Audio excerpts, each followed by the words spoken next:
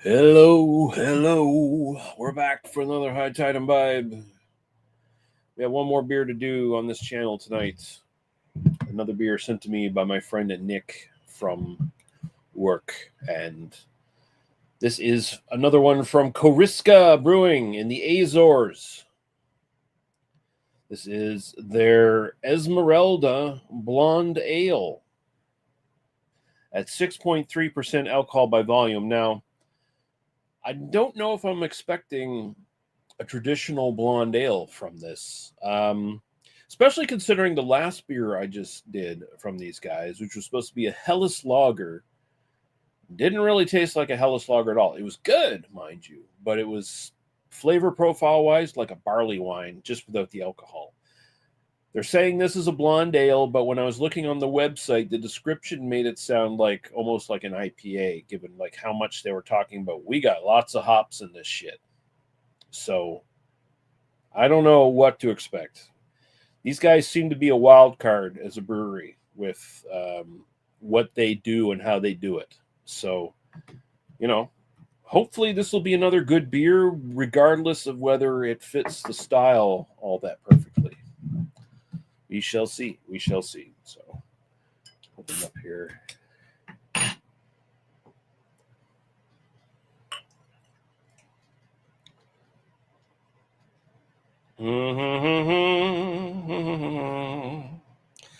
This looks like gravy. Looks a little better on the camera. Looks like gravy. Looks like a brown ale almost in person.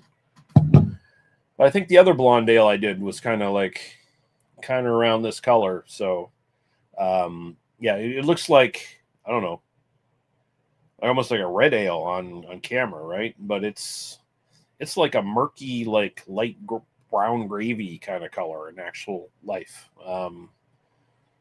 Nice head going on there. Looks good though. Looks like a good beer. Let's go to aroma.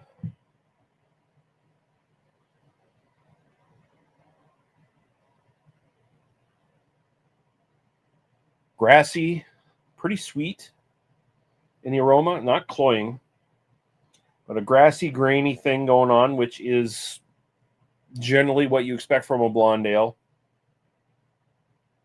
Not getting a big biscuity component.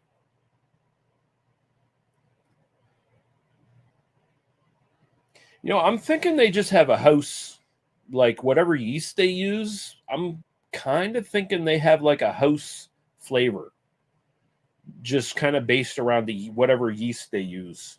Because I'm getting again that note of like that boozy dark fruit barley wine like kind of thing, which I'm assuming now must be like some sort of ester from the yeast that they use.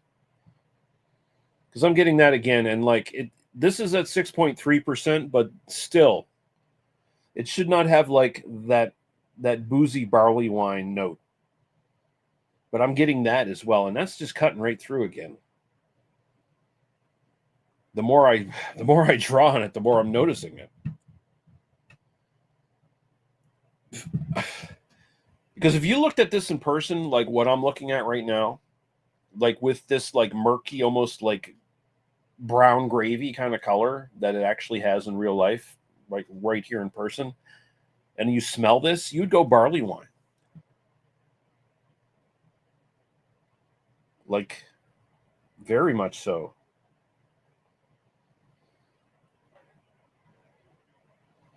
Like muted barley wine is where I'd kind of like sit it. Like that's kind of what the aroma reminds me of. I mean, it's got that light grassy component, but like every once in a while, that boozy note like cuts right through, and it should not have a boozy note. It's not booze; it's just the yeast. I'm pretty much dead sure it's whatever yeast they're using. Kind of just gives all their stuff maybe this kind of house, kind of funk to it. I'll be really interested when I do the brown ale on BA 101 in about half an hour's time or so. Um, if it continues on into that beer. But anyway, smells good. Smells different. but smells good. Let's go to the taste. Cheers.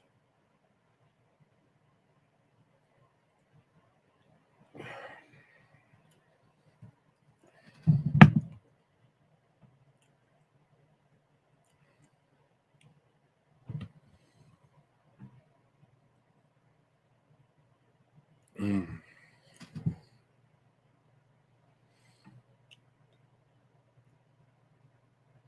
Mm.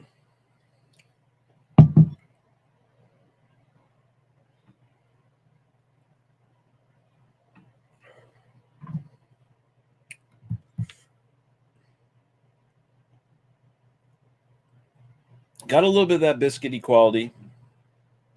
That again, that yeasty note that I assume it's the yeast. It definitely comes through. This one finishes like a lot more bitter than like I would expect from a blonde ale. Like there's a pretty pronounced dry, like mineral bitterness to it. That's not what you would usually expect from a blonde ale. But it up front it does have like that grassiness. There's like a little bit of a honeyed quality.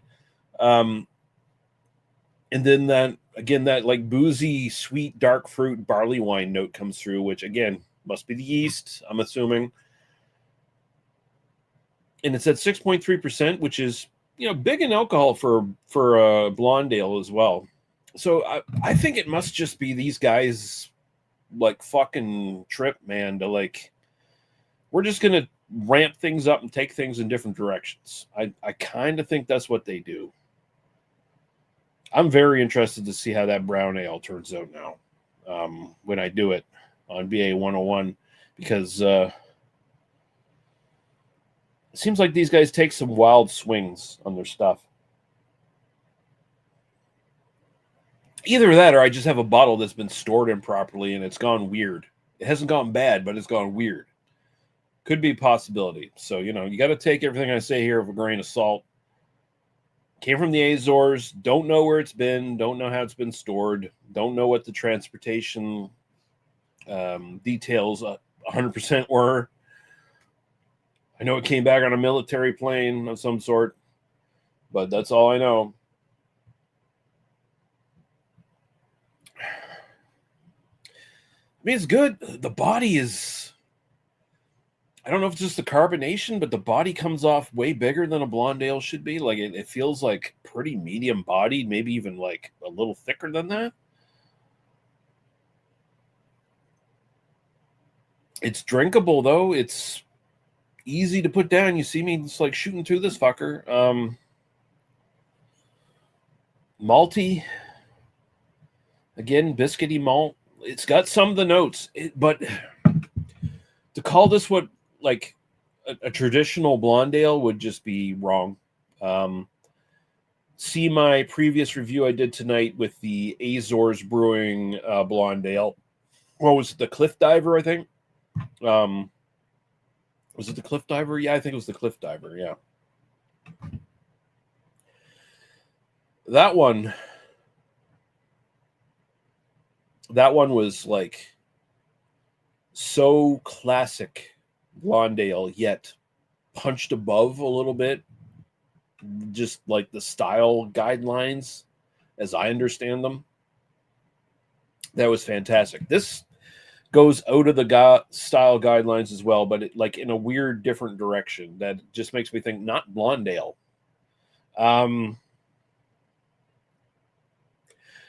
Style wise, I got to go like I'm almost tempted to go 5.5. I'm almost tempted to go really low on this. I'm gonna say 6. I'm gonna give them the benefit of the doubt that they were like trying for like something a little, out of the box, and it just doesn't quite necessarily work as a blonde ale. But they're trying. Personal preference. This one's all right, but I don't love it.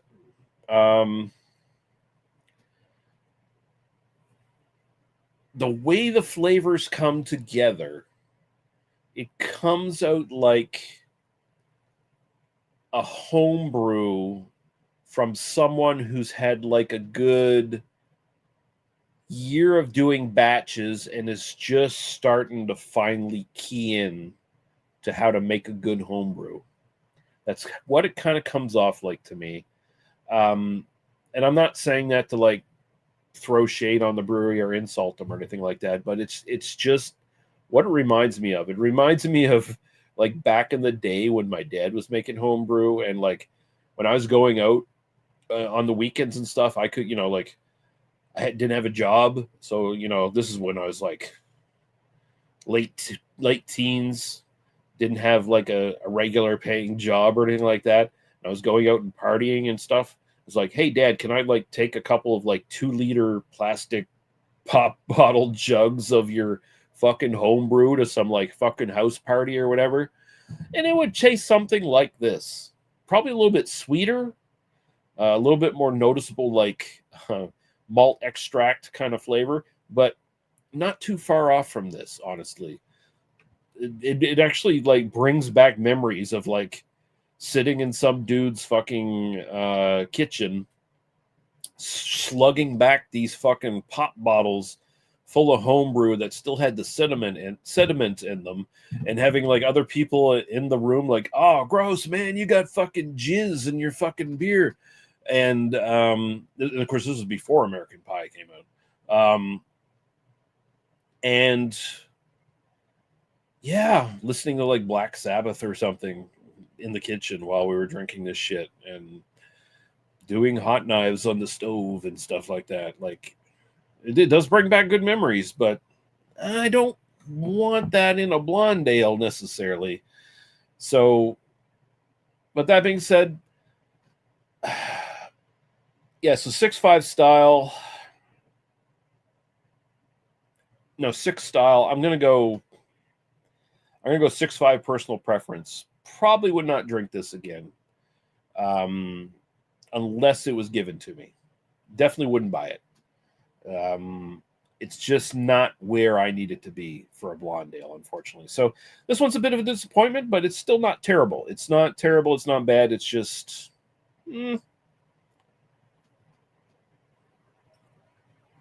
That's where it sits. The Koriskca Blonde Ale, Esmeralda. I don't know what they're trying for here, honestly. Do not know what they were trying for. It almost feels like their host yeast gets in the way of them like doing styles properly. It's either that or they're just like they're swinging for the fences on weird tangents that don't work.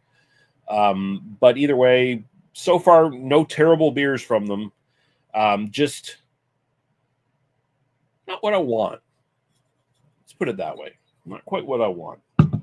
All right. So yeah, I'm going out here in about half an hour. I'll be on Nick's BA 101, Maxwell Stars Beer Reviews, the channel.